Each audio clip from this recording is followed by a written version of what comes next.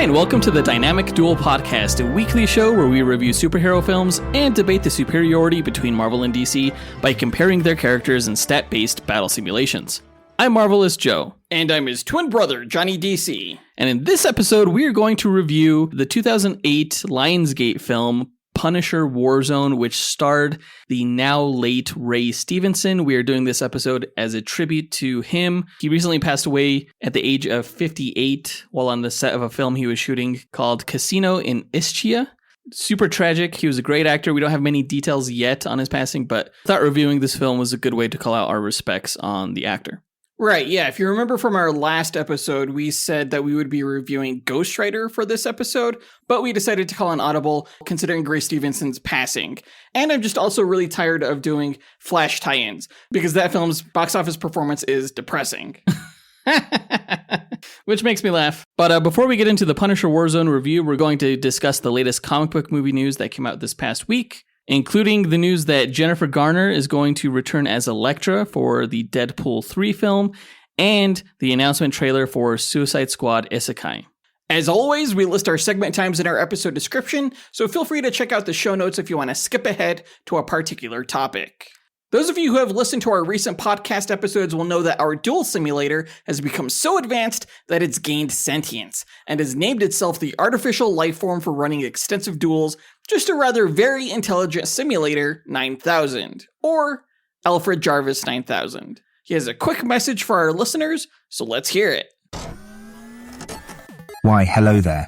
Do you love listening and chatting about Marvel and DC? Then become a part of the Dynamic Duel community on Patreon, where you can choose from 3 tiers. The Dynamic 2.0 tier lets you listen to this podcast without ads and gives you access to its Discord chat group, where you can chat with Johnny DC and Marvelous Joe. The Fantastic 4 tier gives you that and more, with 2 bonus episodes each month, including bloopers and top 10 shows where Johnny and Joe count down your favourite Marvel and DC subjects. The X-Force tier makes you an executive producer of Dynamic Duel, where every month you help the host choose what to review and who to fight against each other. And finally, the Dynamite Podcast Network tier allows aspiring podcasters to create their own battle-focused show using this Monte Carlo simulator. Johnny and Joe will help you develop your show, provide graphic support and consultation, and get you simulation results to announce on your show. Pitch the twins your show via email at dynamicduelpodcast@gmail.com or by reaching out to them on social media. Check it out at patreon.com/dynamicduel. Pip pip cheerio.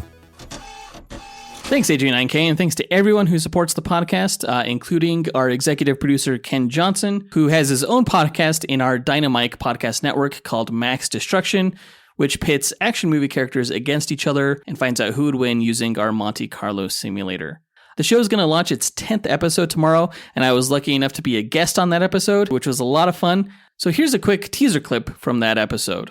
I'm a big fan of what you guys are doing here. I always thought Jonathan and I were a little bit special, and that no one else could do what we do, but you guys are totally nailing it. And while it's a hurt to my ego, it is worth it to listen every week. I don't know of how many backhand compliments there were there, Dustyn. However, I'm going to take every one of them as they were intended as a supreme compliment to our skills here as podcasters. So, because you say you're a fan, Joseph, I got to ask, which of our episodes have you enjoyed the most? And why is it when Bourne beat Bond?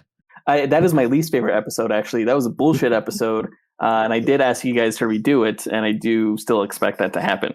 But I have 2 favorite episodes. The first one is the Supernatural versus the Crow episode, largely because I didn't know much about Dean Winchester. And I think one of the best things about this show, in addition to, finding out who would fight, is that you guys really give a great breakdown of these movie characters that people may or may not necessarily know. I'd only seen maybe 1 episode of Supernatural. So when you first announced that fight, I was a little bit confused as to why that would even be a good matchup. But then I listened to it and I was like, that was pretty fire. That was really good. I liked it. But my other favorite episode was the one that you guys just did, which was The Last Action Hero versus Jumanji. I forget the characters' names. Bravestone. Yeah, Bravestone. Slater. And there you go. That was just a nostalgic joy for me because I've only seen Last Action Hero once, and it was at the discount theater with my brother. And I had almost completely forgot about everything about that film But listening to you go over it again and then listening to you guys battle it out, the description of how everything went felt so true to just the slapstick nature of those films. I thought it was really well done. And on that note, folks, I think we are Thank you. done for this episode. I'm just going to end it right there. We are doing awesome, and you guys need to... Great show, great hosts, great fun. If you guys aren't listening to Max Destruction Podcast, you're missing out. Don't sleep on it. Yeah, now is the perfect time to start listening if you haven't already. But with that out of the way, Quick, to the No Prize.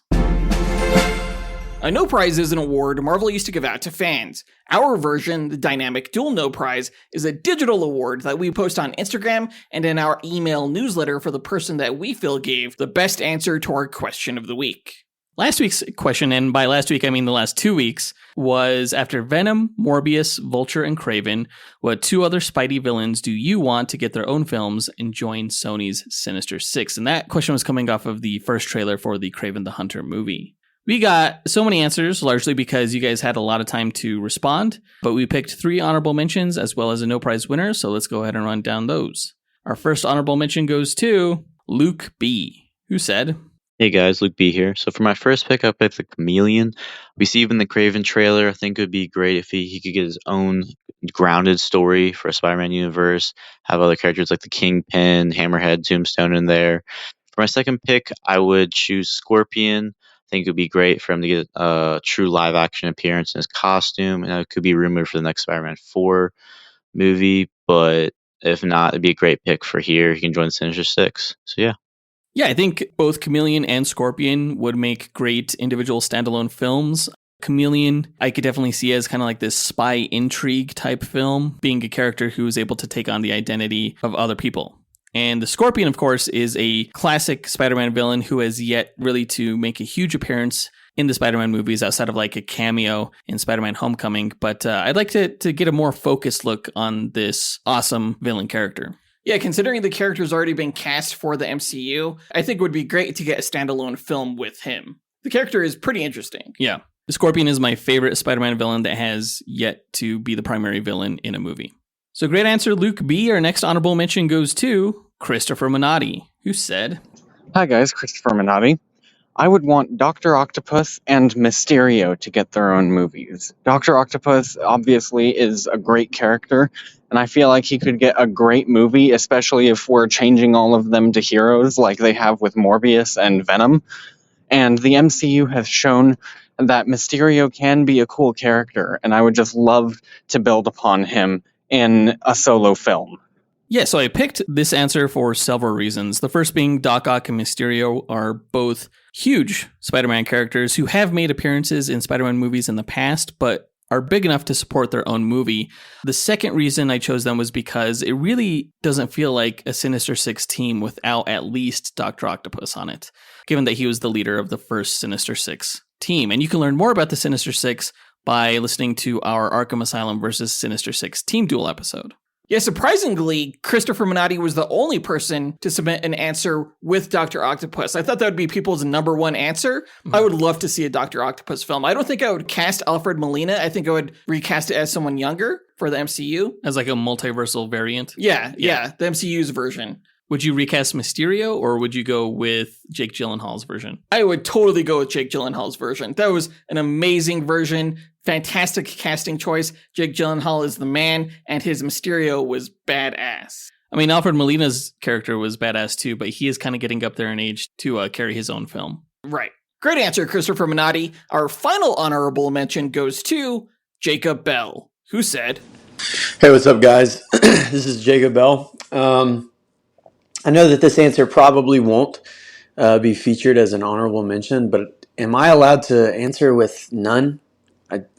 I don't think that these movies are good, and I think that they should stop making them. I don't really want to see a Sinister Six in this universe. And so, that is my answer, is 0. Nobody else. Let's not do it anymore.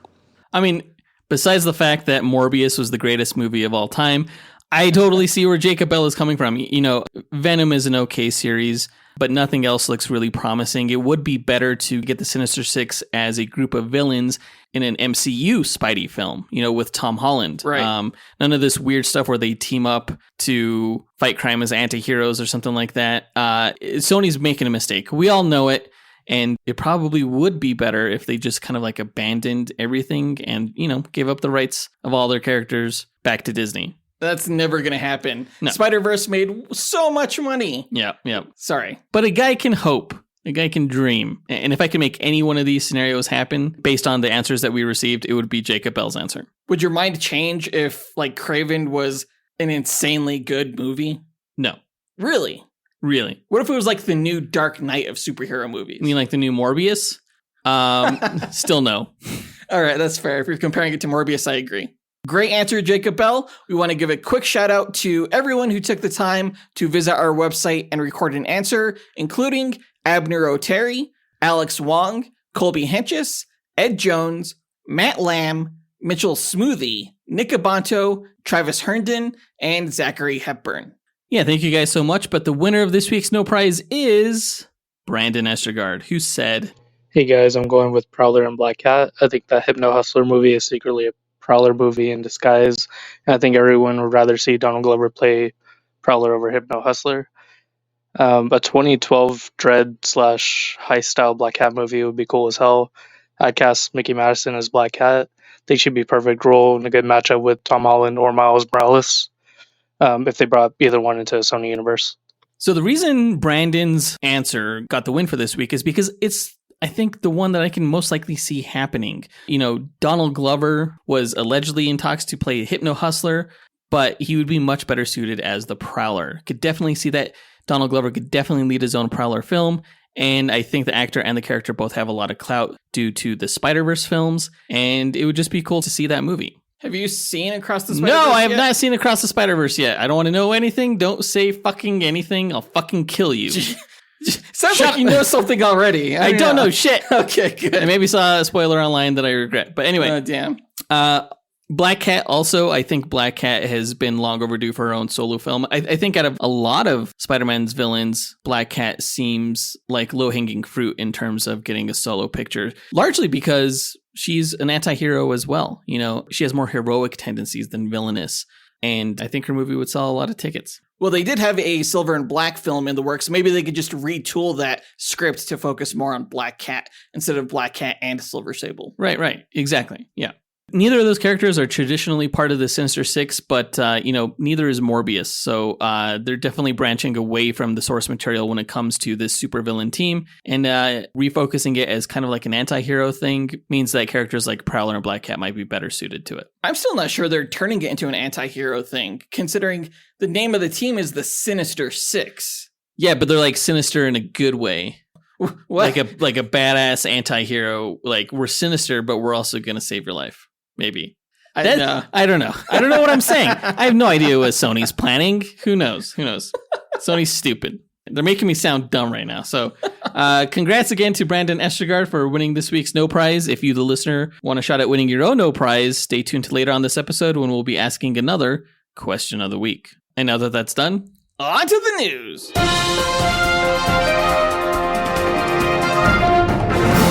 All right, this past week, we got news from The Hollywood Reporter. Some of the most surprising news I think we've ever gotten on the show, that Jennifer Garner is going to return as Elektra for the Deadpool 3 film, which is currently filming. Never saw that coming. What the fuck is going on?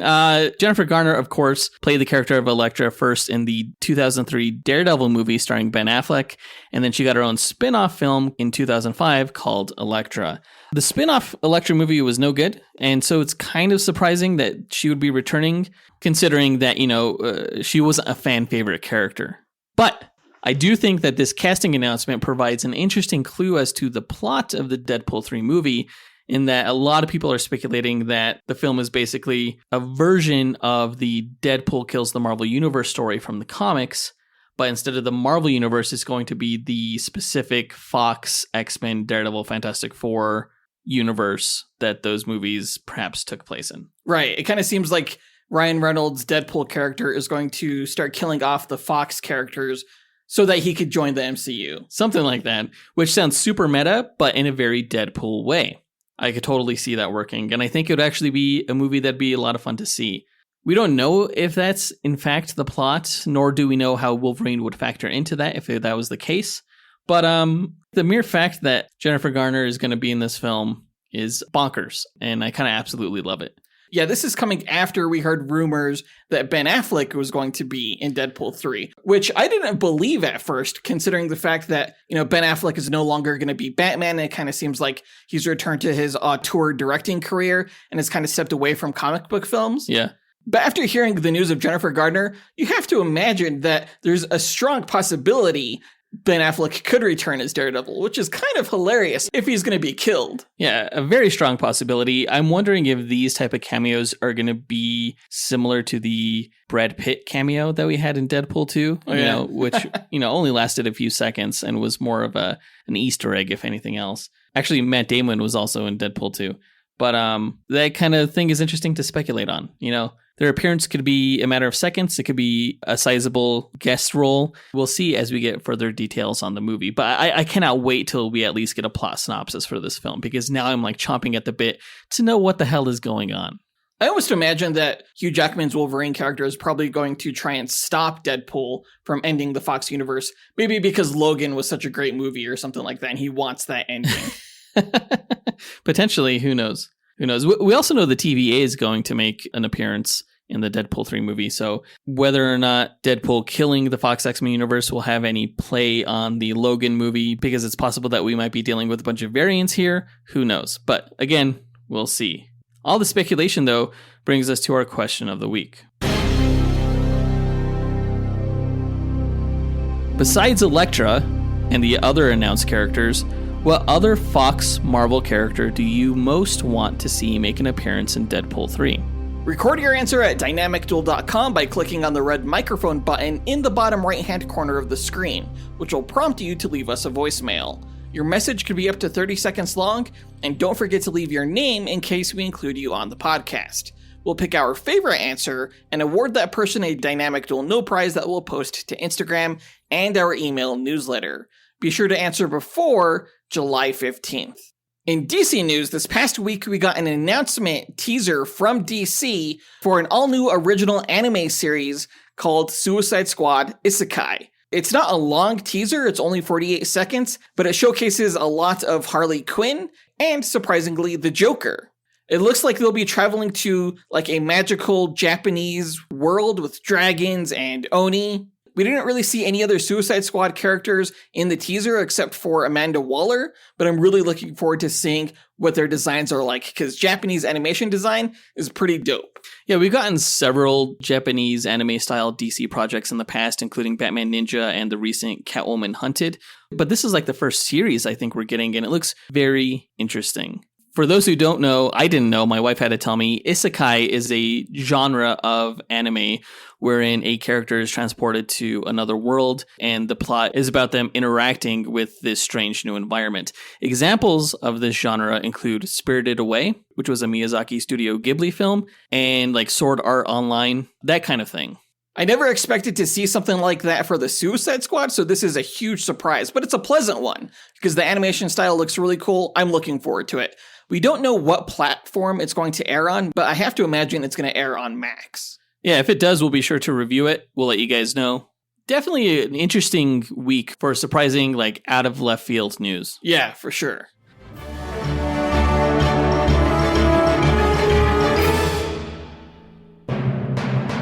But I think that does it for all the news for this week, so let's go ahead and get into our main event, where we review the 2008 Lionsgate Marvel film, Punisher Warzone.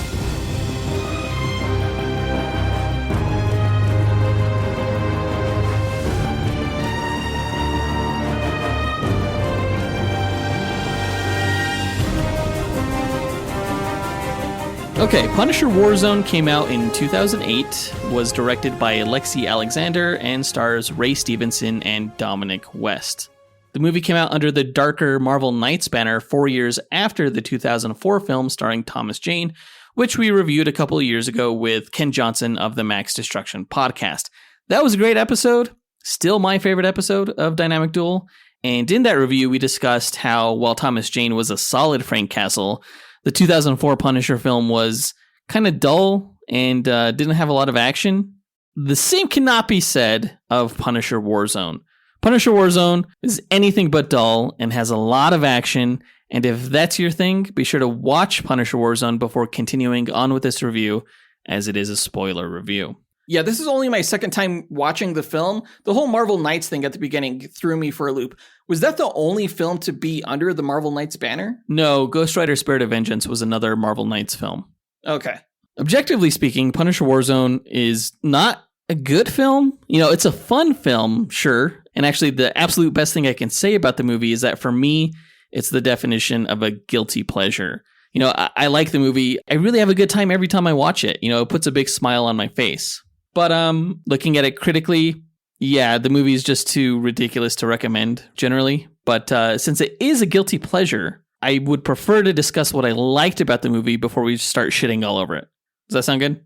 Yeah, sure, that's fine. I feel like, I don't know if I would consider this a guilty pleasure for me, but I definitely think if you're a fan of the Punisher comics, you'll get more enjoyment out of it, for sure. Yeah, oh, definitely. I would agree with that. I think other people might wonder what the fuck they're watching, you know? It just seems very unlike what you would expect from a traditional Punisher movie. And I think that's why the movie didn't do very well at the box office. In fact, it's one of Marvel's lowest grossing films ever. But in terms of what I liked about it, you know, first off, I love the fun violence of the movie. You know, the number one thing that any Punisher film or series should be is violent. You know, he is a violent character after all. You know, the whole premise of the Punisher is that he's a ruthless vigilante who uses his honed military skills to take out criminals, you know, sometimes in brutal fashion. And hot damn, is this movie brutal? Unflinchingly so at times. Like when Punisher is blasting dudes' heads off point blank with a shotgun, or when Jigsaw jams a wine glass stem through a dude's Adam's apple. It's crazy. This isn't like the type of Punisher who's just going to throw you off a building to get impaled through the chest on a wrought iron fence. He's also going to make sure he finishes the job by jumping on your head to detach your skull from your spine. Because, you know, that's how Punisher do. Yeah, I don't know if the violence was a pro for me. Sometimes it was hard to watch. Oh, don't be a puss. Yeah, I'm going to say that. I think it was intended to be humorous at the very least. Oh, absolutely. Just how over the top it was. Yeah, I mean, it's, you know, there's a lot of dark humor in the film. I actually think it's crucial to approach this movie as a black comedy. Otherwise, it's almost, you know, too cheesy to even appreciate. But that dark humor is pretty faithful to the Garth Ennis style of writing, and I am a fan of his comics. While the 2004 Thomas Jane Punisher movie was heavily inspired by writer Garth Ennis' Marvel Knights comic book run, you know, starting with Welcome Back, Frank. Yeah. Punisher Warzone is more inspired by Ennis' Max comic book imprint. For those who don't know, Marvel occasionally publishes titles with mature, explicit content for adults called Max. They're basically Marvel's rated R comics. And the Max line really let Garth Ennis go beyond the boundaries of a normal Punisher series and let him loose in terms of language and graphic violence. The Punisher Max stories are like pretty fucked up with some really ugly characters, because when you have a hero as reprehensible as the Punisher, you need your villains to be even more so, you know? And to director Lexi Alexander's credit, she pretty much put the Max comics up on the screen. You know, it's a mostly faithful adaptation, you know, from the violence to the humor and even the color styling. Yeah, I love those Garth Ennis books. I never read the Max storylines. They're crazy. They're fucking nuts. I bet, yeah. I mean, considering how crazy the Marvel Knights comics were, I can't imagine what Garth Ennis could do with the Max line. But yeah, this felt like a love letter sort of to Garth Ennis's Max Punisher and just Garth Ennis's Punisher in general. Right. But the problem in adapting the Max comics with Punisher Warzone was that there was no real care given to the nuances of the Punisher that make him so fascinating. You know, everything from the comics was taken at face value and then slapped up on the screen. You know, the violence was brutal, but it was also shallow. The humor was presented without satire, which it kind of needs. The characterizations were superficial and cliched, like super cliched is nuts. And the cinematography bordered on being over stylized and somewhat distracting. When adapting a comic book to film, it's good to be faithful to the source material, and no one would ever fault Punisher Warzone for being unfaithful to the comics, but it's also good to understand at a deeper level what makes these stories so compelling and how that best translates in a different medium. Because even the most adult comics presented on screen at face value can come across as cartoony. Look at Zack Snyder's Watchmen, for example. Mm-hmm. That was an adaptation that came off more cartoony and less real than the celebrated graphic novel.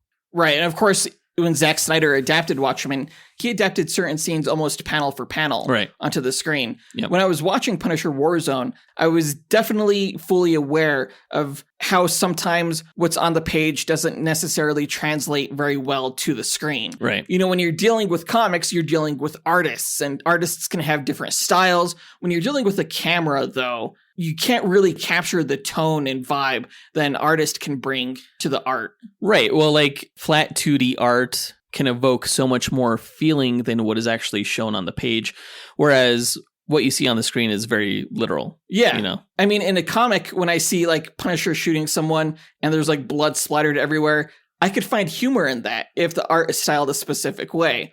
When you're filming it, there's really no way around it. If you're going to show blood on the screen, you're going to hope it looks real. And if it does look real, it's a little bit more of a challenge to find humor in it. Yeah, it can be a little bit more terrifying. Although, I think this movie and like movies directed by Quentin Tarantino, they do seem to have a little bit more fun with their gratuitous violence. I can't quite put my finger on how. Maybe it has to do with like the splatter or the sound effects or something, but they make it work. The challenge of doing that successfully with a character like the Punisher is that part of the appeal of the Punisher is that he's so grounded. This is probably Marvel's most grounded character. So you can't get too cartoony and too funny with the violence.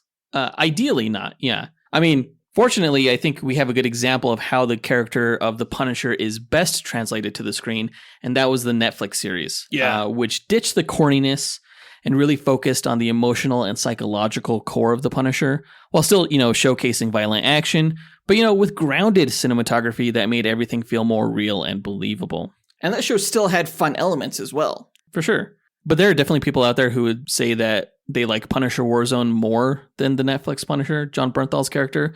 I can kind of see where they're coming from, given that Punisher Warzone does do well what it tries its hardest to do, and that is to be fun. I'm just speaking from my own perspective as someone who prefers their superhero fare to be less cheesy. I think actually the most comparable DC film, tonally, is James Gunn's The Suicide Squad, which is the kind of movie I think director Lexi Alexander was going for here, with the proper balance of like over-the-top violence and fun humor, but she lacked the performances, the story, the budget probably. I think she lacked the character, really. And that's what's great about the Suicide Squad characters, is that there's such colorful characters, whereas the Punisher is almost like a robot. He's just so solemn and black and white, really. I think actually you have a really good point there. It would be harder to pull off that tone of film with a character like the Punisher, for sure. But, I guess to give Lexi Alexander some credit, because I do think she really tried here, at the end of the day, I'll say it's better to be a fun film that misses the mark than to be an actually shit film, which I don't think Punisher Warzone is. That's very true. Yeah. But since we discussed Punisher's characterization, let's go ahead and get into the character breakdown, starting with the Punisher, aka Frank Castle, played by Ray Stevenson. I just want to dedicate this portion to actor Ray Stevenson. I think it's really unfortunate that he passed. He also played another Marvel character. He played Volstagg in the Thor movies. And he was just a joy to watch. When he was first cast as the Punisher, I had no idea what to make of him. I guess I had seen him in the King Arthur movie, and I heard that he was really awesome in the Spartacus television series. But he just didn't really feel like the character to me in the same way that like Thomas Jane did when he was first cast. And he kind of took me by surprise with his performance in this film. I'll say that he has the best performance in this film. Everybody else kind of sucks, unfortunately. But Ray Stevenson, I think, took the movie more seriously than anybody else, and really brought a quality version of the Punisher to fans. I remember when I first saw him as the character, I think it was for like the first teaser trailer or something like that. I thought he looked great. And it kind of felt like it was Tim Bradstreet's version of the Punisher. Yeah. He's a popular cover artist for the Punisher comics. Yeah. It was like that version brought to life. Pretty much, yeah, with like the slicked back hair and the way they always lit Ray Stevenson with darkened out eye sockets and stuff like that. Right. Ray Stevenson's version of the Punisher was much less humanized than, say, Thomas Jane's version. But in that regard, he also felt like much more of a force of nature. Yeah. To John Bernthal's credit, I actually think that he feels like both. John Bernthal is simultaneously more humanized than Thomas Jane, but also feels like more of a force of nature, I think, than Ray Stevenson. Well, Ray Stevenson's version of the Punisher actually had more human qualities to him than I remember. Like the scene where he's talking with the little girl and showing her like the chest full of artifacts from his family. Yeah. I had forgotten about moments like that. And it just really went to show the quality of actor that Ray Stevenson is, in that he can pull off like this very like lethal, robotic assassin type character that the Punisher is, while also conveying in some scenes that, hey, he still has feelings. Yeah, I mean, like those scenes that kind of tried to delve into his psychology were far and few between. Like I could count them on one hand. I do think that the script did Ray Stevenson a little dirty in that the actor could have gone further with the character, for sure. Yeah, that's true. I would have preferred it if less time was dedicated to Jigsaw and more time dedicated to Ray Stevenson. Absolutely. Yeah. Same thing with the secondary protagonist in the film, Paul Budiansky. You know, I think too much time was spent with him that could have been spent on developing the character of Frank Castle. What did you think of the Punisher suit in this movie? I prefer like the trench coat Punisher personally. Yeah. I'm not a big fan of like him decked out in like full military gear with like, you know, even like the neck brace, I don't know what that is, thing to protect his neck, whatever. It's very practical. It's probably the most practical superhero outfit ever. But I like the silhouette, I think, of the trench coat. Yeah. I don't mind the heavily body armored version of Frank Castle because I do think it's very practical, and Frank Castle gets shot all the time. So I think it's the best way for him to actually survive out there doing his vigilante thing. I really like the graphic depiction of the Punisher skull that they had for this film. Yeah. But it was also a little bit too subtle. It was very subtle. On his suit. It should have stood out a little bit more, I think.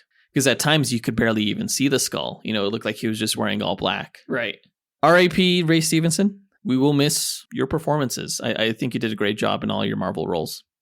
Let's go ahead and move on to the character of Jigsaw, a.k.a. Billy Rosati, who is played by Dominic West.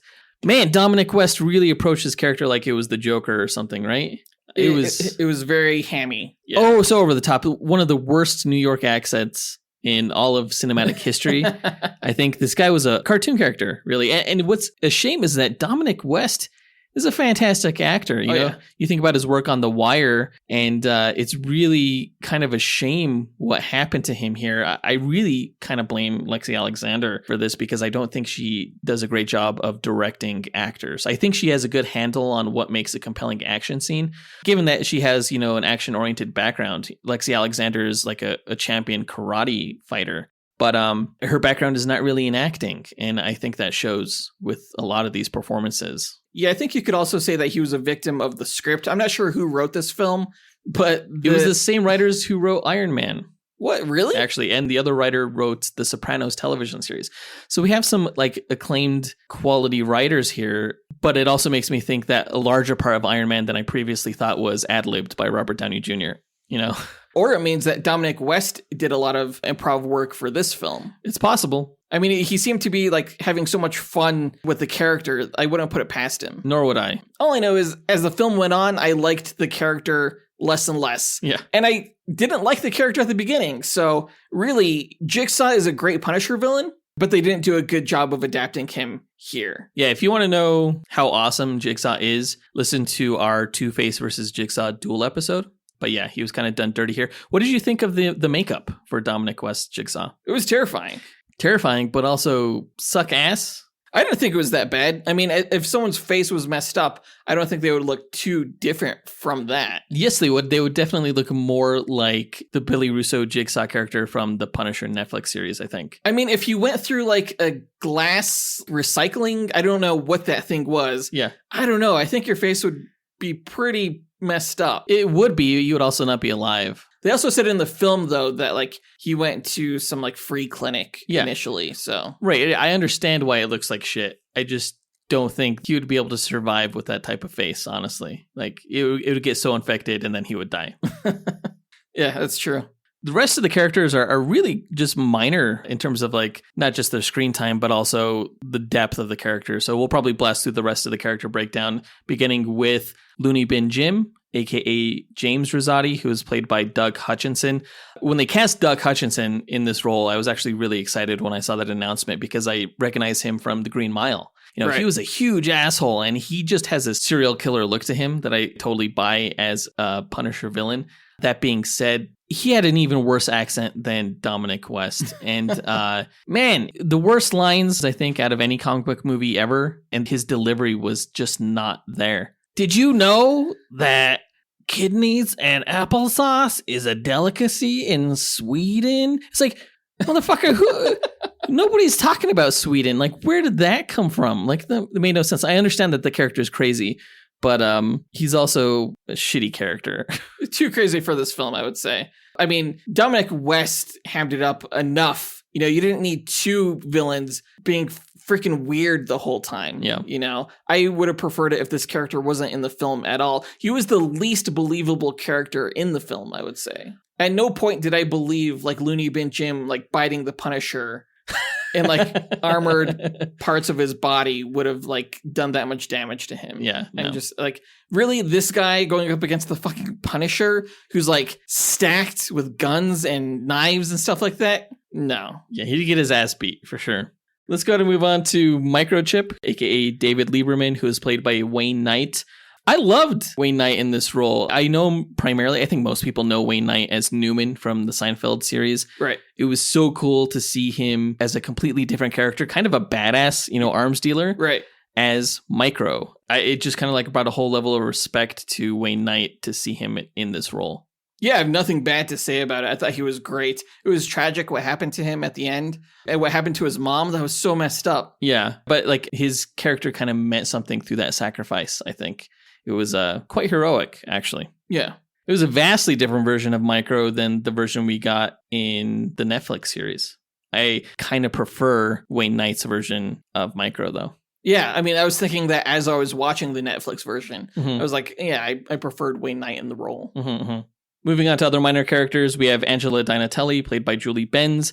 At the time, I knew Julie Benz from the Dexter television series. She was also in the Boondock Saints sequel. She kind of had this reputation at the time of being in these really dark, gritty movies and kind of being like a dark leading lady. Again, horrible accent, though. None of the actors, I think, had ever heard a New York accent prior to starring in this movie.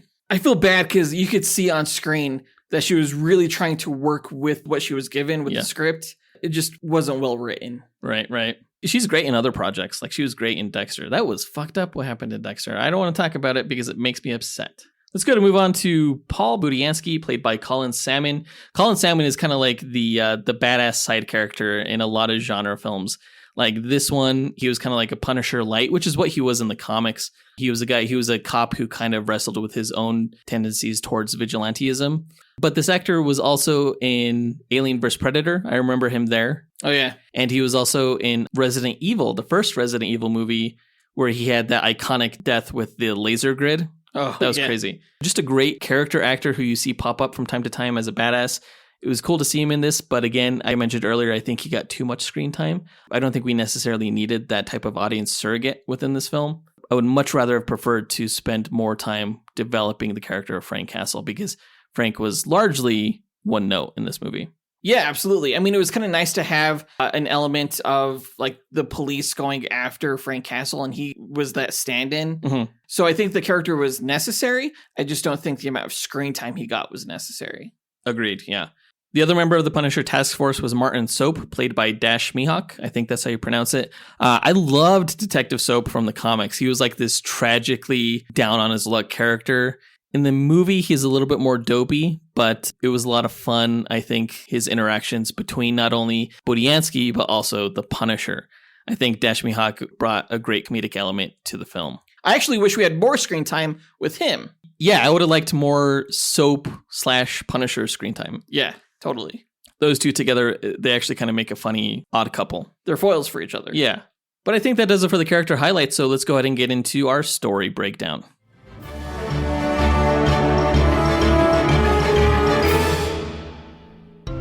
Hey guys, Marvelous Joe here to wish everyone a happy summer season. You know, with warmer weather upon us, I like to go outside, go for walks or hikes, go to parks, and dine out on patios, but all that time outdoors can get excruciatingly hot, and staying hydrated is essential.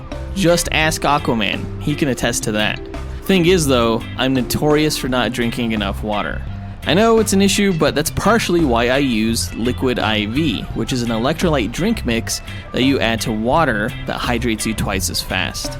So if I'm out and about, I never get dehydrated, which is important if I'm, at a concert, playing pickup volleyball, or going to a brewery or coffee shop. I just pour some Liquid IV in my water and bam, I'm practically Namor the Submariner. Think of Liquid IV like a sports drink, but with 3 times the electrolytes, and it's in powder form, so you can add it to any drink. Their small packets are super convenient to carry around with you in your pocket, so you always have one on hand. In addition to staying hydrated, I love using Liquid IV because it makes water taste better. Like to me, water's boring, so I flavor it up with lemon lime, pina colada, watermelon, or one of their other awesome flavors. And actually, they just came out with the strawberry lemonade, and I guarantee you, I'm picking that up right now. And you listeners can do the same at Liquid IV's website and buy it for less using this podcast's offer.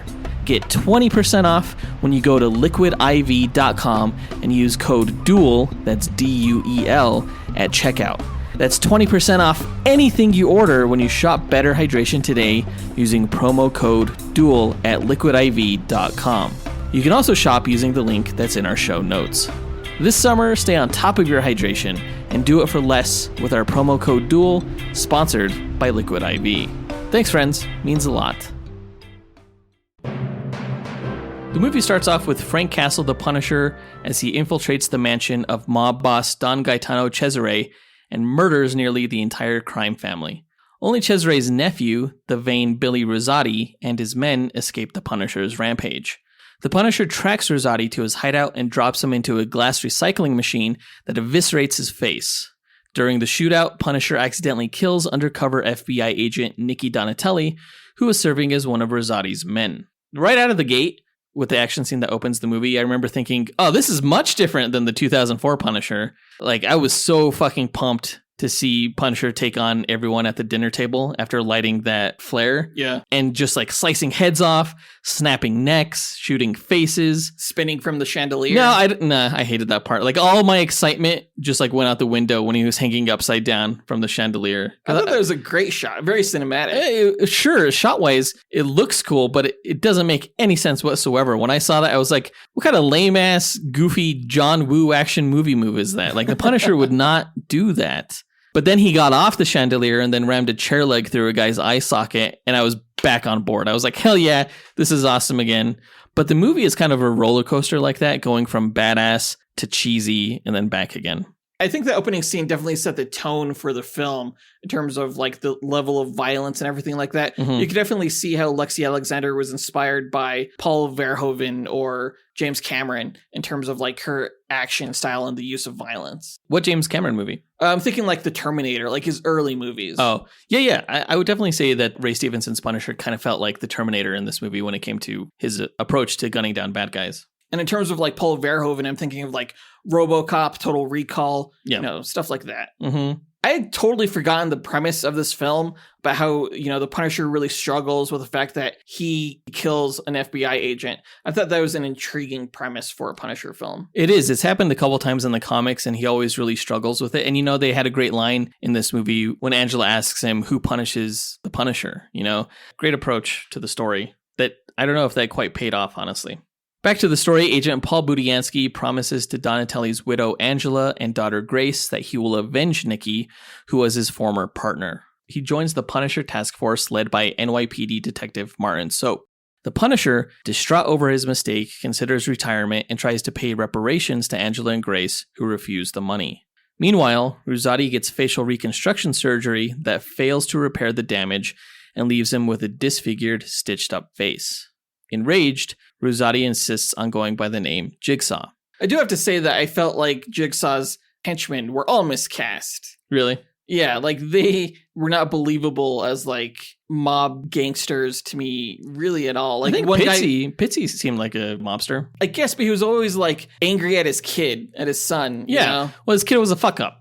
So why is your kid there then?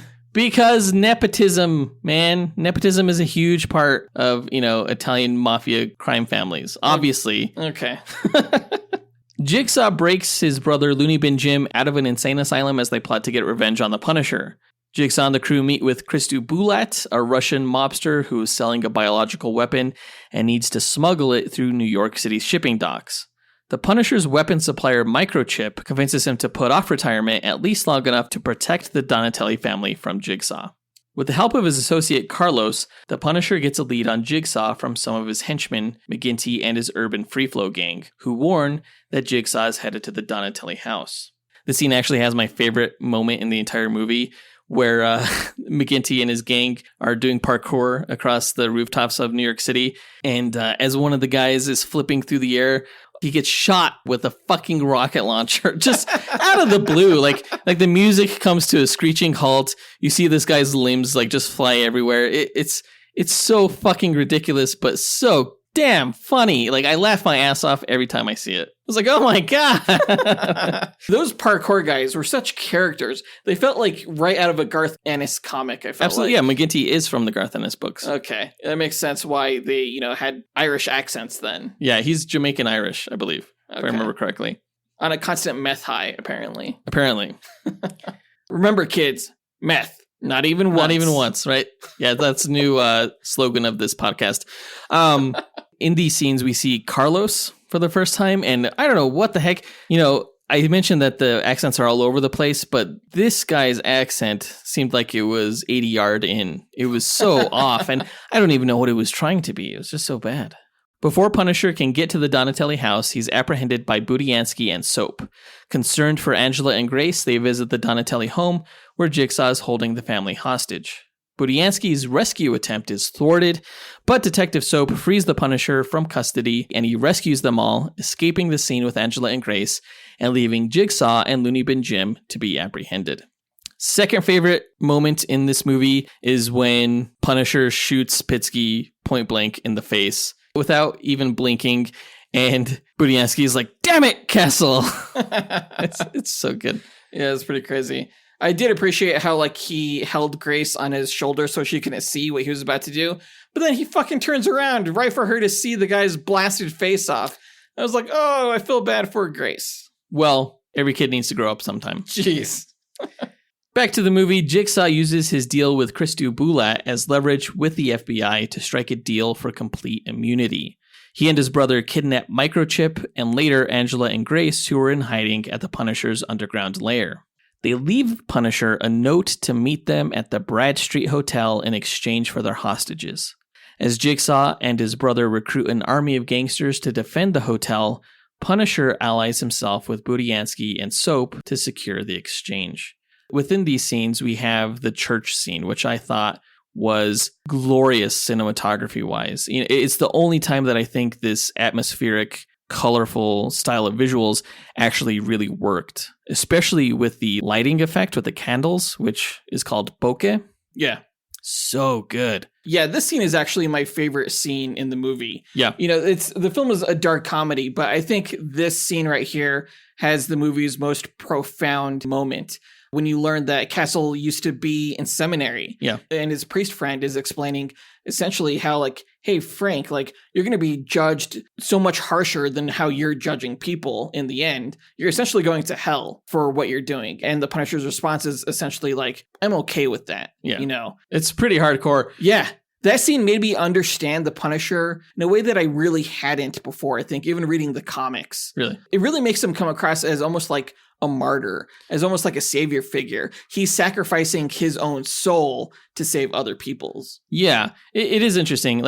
And also you have moments like one of the previous scenes where he tells Angela at her doorstep to shoot him, to squeeze, don't pull the trigger, because he thinks, maybe he should die for killing one of the good guys. Yeah. There are some iterations of the Punisher in the books that kind of depict him as being on a suicide mission. Yeah, he's just trying to be with his family, but he's just so damn good at what he does. He's so unbelievably hard to kill. It just hasn't happened yet. Right.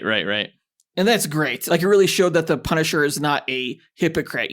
He's willing to accept the consequences of what he did. It was during the church scene, though, that I really came to realize, this is a better movie than the previous Punisher film. Yeah. Because the character of the Punisher is so much more profound in this one. It was the scene that made me think that there is a better movie somewhere in here that they should have gone with. Yeah, absolutely. Yeah. Budiansky convinces Christu Bulat's father to go to the Bradstreet Hotel to avenge his son's betrayal, and the shooting starts. Punisher infiltrates the building through a window and systematically takes out the gangsters level by level. Looney Bin Jim attacks the Punisher, who pursues him back to Jigsaw and the hostages. In a sick game, they force Punisher to kill one of the hostages, either Micro or Grace. Instead, Punisher kills Looney Bin Jim, sacrificing Micro to save the Donatellis. Punisher savagely beats Jigsaw, impaling him with a spear and dropping him in a fire pit. The action scene at the Bradstreet Hotel I thought was pretty solid. Some of it felt a little bit like Punisher was just like shooting in a random direction and then you switch to shots of bad guys falling over. But there were some shots that I thought were really well orchestrated where you got a good sense of the space in which the characters were working. Oh, yeah. Yeah, for sure. I loved this scene. I loved it all up until Looney Bin Jim. Yeah, the action scene ended with Punisher shooting the head off the guy who was smoking pot in the elevator. But then Looney Bin Jim comes out of nowhere, and all of a sudden, like, he's this expert martial artist when he's doing things like striking with surgical precision so as to make Frank Castle sterile and tear his meniscus and like make him see double and things like that. That was pretty cool, but I don't think it was quite sold. It just seemed like Looney Bin Jim was just ranting as opposed to actually doing the things that he was doing because Punisher got right up and just beat the shit out of him, you know? Yeah. My biggest gripe with this movie, though, is how the two villains gave up their advantage against Frank Castle in the final hostage standoff. You know, they got Punisher to give up his gun, and they both had guns, and they both had hostages. They had such a huge advantage, and they decided to throw all that shit away by playing a fucking game. They really should have just started shooting at the Punisher at that point. Right. But instead, they decided to give the Punisher back his gun with one shot left, try to convince him to take out one of the hostages. They should have saw what was coming because really, Punisher using that bullet to take out one of them was his only option. He had literally no other option. And why would he have saved Micro over the little girl? Like, I know they're bad guys, but it was clear as day. Like, as an audience member, it was not a surprise at all what was going to happen. No, you could tell neither Looney Bin Jim nor Jigsaw had ever heard the term game theory before. Because, because Punisher only had one option. And he evened the playing field real quick and beat the ever-loving shit out of Jigsaw. It was satisfying to see Jigsaw get his ass beat. Because it was brutal, and seeing a bad guy get his comeuppance like that was what we had been waiting to see. I don't know if I love the line, though, where he was like, "Let me put you out of my misery." Yeah, that was dumb. As Punisher leaves the scene, Angela admits to him that her late husband, Nicky, thought he was a hero. I do like the fact that Angela explained to Frank that her husband thought he was a hero. And it really put the rest of the film in perspective as to like why Grace took such a liking to the Punisher, even though he killed her dad. It was because she believed her dad. And she probably heard him say that the Punisher was a hero. So she felt that he was someone that could protect her. Yeah, and it did a good job explaining why the Punisher would return to his role kind of with a renewed faith in the work that he was doing, as opposed to retiring, which is what he wanted to do earlier on in the film. The film ends with Punisher saving Detective Soap from an armed mugger. One of the best ending shots ever, I think, where you had the cross at the church that said Jesus saves, and then the word Jesus kind of like flickers out in the neon lighting, and then like the Punisher's skull chest emblem lights up a little bit. So it was like Punisher saves. I thought that was kind of an artistic way to end things. I appreciated that. I love how the last line of the film was like, "Oh, great, now I got brains splattered all over me." But that brings us to the end of the film. You know, there's a lot to not like about this movie, but there's also so much to enjoy. It's really a mixed bag is what it is. Despite that, I think it's kind of a hard sell to recommend to other people. I think you really have to know the type of person you're recommending this movie to before you do it. Someone who enjoys over-the-top violence and really dark humor, I think, would love this film. And literally anybody else, I think, would think it's pretty crappy. Well, even then, like, I would recommend movies, you know, like Pulp Fiction or anything Quentin Tarantino to almost anybody. I would not recommend this film to almost anybody in that same vein. I think the quality of it is pretty far removed from the types of films that it's inspired by. Yeah, absolutely. As far as my rating goes, you know, overall, the film adapts the fun violence and dark humor of the comics, but neglects the nuance making it more of a guilty pleasure than a satisfying movie experience. I'm giving it 2.5 stars out of 5, a rotten rating on Rotten Tomatoes, which seems harsh, but I think it all goes back to whether or not, as a critic, I recommend the movie. Yeah, I agree with that rating. The only type of person I would recommend this film to would be someone who was familiar with the Garth Ennis Punisher comics. Mm-hmm. And then, you know, I figure if they are, they probably have already seen this film, so there's really no need to recommend it. You should note, though, that we gave the 2004 Thomas Jane movie 2 stars, so I do like Punisher Warzone more than the 2004 film, but the movie doesn't score high as, you know, the Punisher Netflix seasons, which I think to this day is still the best interpretation of Frank Castle in live action. Absolutely. Yeah, for sure. But that does it for this review. Let us know what you guys thought about the movie by writing to us at dynamicduelpodcast@gmail.com or by visiting us on Instagram or Twitter. You can find links to all of our accounts by checking out our show notes or visiting our website, dynamicduel.com. And on our site, you could also find a link to our Patreon page, where you can join our Dynamic 2.0 tier and chat with us and fellow listeners, our Fantastic 4 tier, which gets you bonus content each month, our X-Force tier that makes you an executive producer of this podcast, or our newest tier that lets you join our Dynamike podcast network. If you can't join Patreon, you can still support the show by signing up for our e-newsletter, also at dynamicduel.com. Or you could also support us by rating us on Apple Podcasts, Spotify, Podchaser, or on our website. If you enjoy Dynamic Duel, be sure to let us know. And if you enjoy Dynamic Duel, also check out the Max Destruction podcast, which uses a similar mathematical means to find out who'd win between fictional characters. And they're going to start doing movie reviews soon. Yeah. So look forward to that. Absolutely. They're going to be reviewing all the films that we don't get to review that I wish we could. Next week's episode, we're going to do a duel. Basically, this was a executive producer request in that we find out who'd win in a fight between the Green Lantern Mogo, which is a planet, versus Ego, who was the villain of Guardians of the Galaxy Volume 2. He is also a planet. So we're pitting 2 planets against each other. I have no idea how the hell this speculation is going to go, but you know what? We're going to have fun doing it, and hopefully you guys will have fun too. But that does it for this episode. We want to give a big thanks to our executive producers, Ken Johnson, John Starosky, Zachary Hepburn, Dustyn Balcom, Miggy Matanguihan, Brandon Estergard, Nathaniel Wagner, Levi Yeaton, Nick Abanto, Austin Wesolowski, AJ Dunkerley, Scott Camacho, and Adam Speas for helping make this podcast possible. And we'll talk to you guys next week. Up, and away. True believers.